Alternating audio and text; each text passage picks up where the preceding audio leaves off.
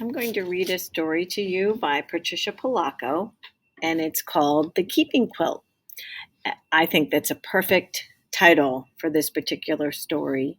Notice even on the cover the use of color the author uses. The only thing that stands out and your eye is drawn to it is this quilt. This story is a realistic fiction story based on events from the author's life and the lives of her ancestors. The characters and events she describes were inspired by real life. And there are several episodes or scenes over several generations in this family. And you'll see that it involves a mother and a daughter each time.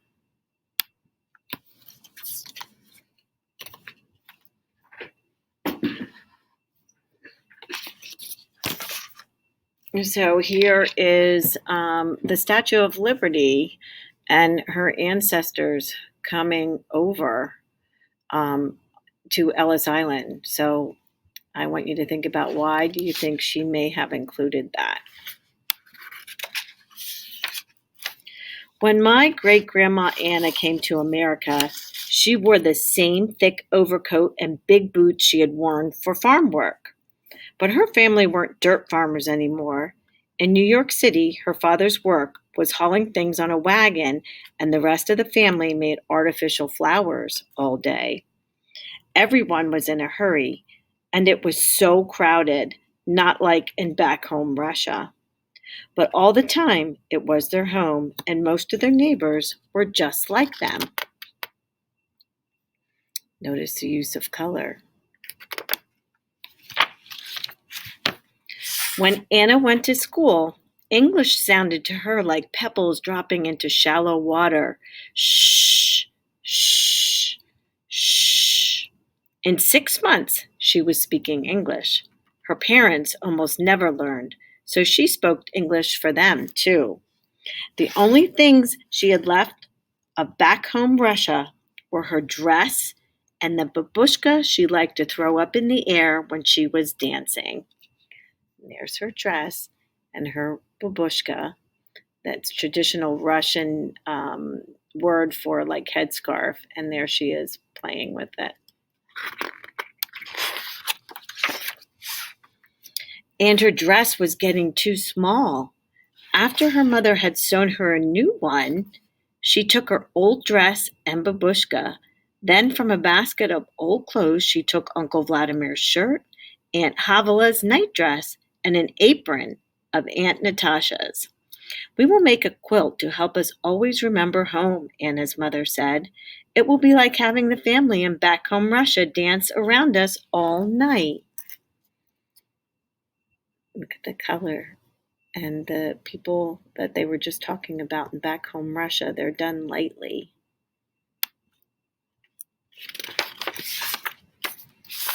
And so it was. Anna's mother invited all the neighborhood ladies. They cut out animals and flowers from the scraps of clothing. Anna kept the needles threaded and handed them to the ladies as they needed them. The border of the quilt was made of Anna's babushka. And you should recognize that. So pretty.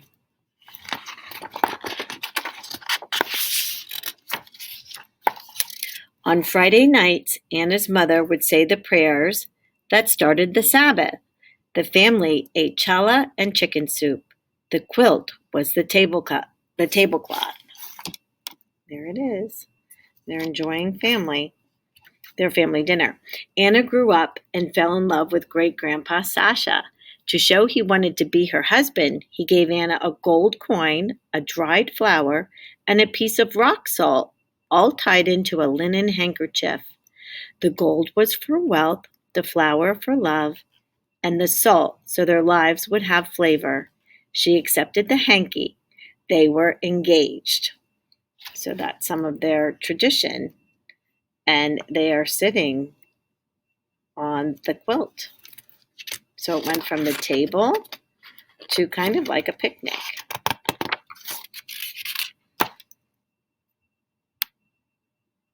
Now look where it is.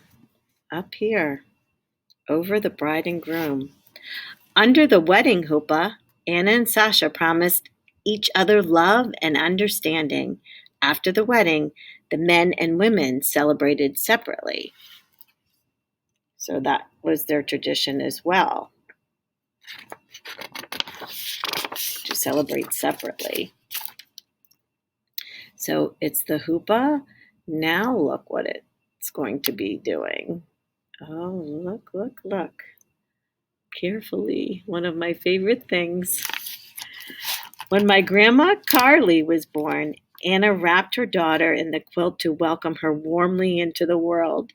Carly was given a gift of gold, flour, salt, and bread. Gold, so she would never know poverty. A flour, so she would always know love. Salt, so her life would always have flavor. And bread, so that she would never know hunger. Carly learned to keep the Sabbath and to cook and clean and do washing. Married you'll be someday, Anna told Carly. And again, the quilt became a wedding Hoopa, this time for Carly's wedding to Grandpa George. Men and women celebrated together, but they still did not dance together. In Carly's wedding bouquet was a gold coin, bread, and salt. Carly and George moved to a farm in Michigan, and great-grandma Anna came to live with them. The quilt, once again, wrapped a new little girl, Mary Ellen. So from the Hoopa to wrapping a new baby daughter. Now it's going to be used for something else entirely. Here we are. Mary Ellen called Anna Lady Grandma. She had grown very old and was sick a lot of the time. The quilt kept her legs warm. On Anna's 98th birthday, the cake was a Coolidge, a rich cake with raisins and candy fruit in it.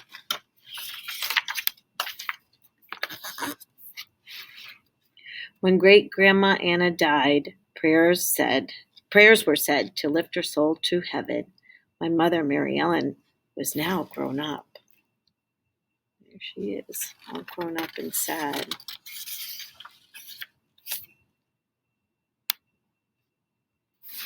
When Mary Ellen left home, she took the quilt with her.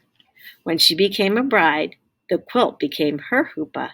For the first time, friends who were not Jews came to the wedding. My mother wore a suit, but in her bouquet were gold, bread, and salt. So some of the traditions are changing about guests, but they still have those things in their wedding bouquets and in their wedding ceremonies. The quilt welcomed me, Patricia, into the world. Remember, Patricia's the author of this story. And it was the tablecloth for my first birthday party.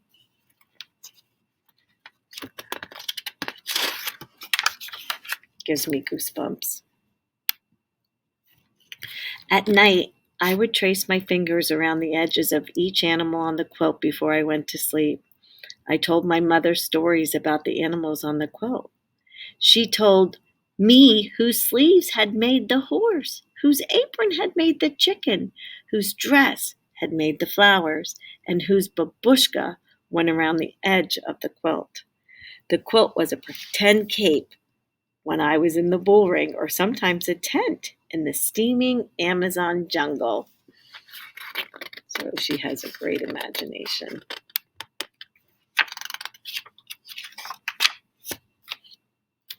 At my wedding to Enzo Mario, men and women danced together. In my bouquet were gold, bread, and salt, and a sprinkle of wine, so I would always know laughter. Then there's Patricia on her wedding day.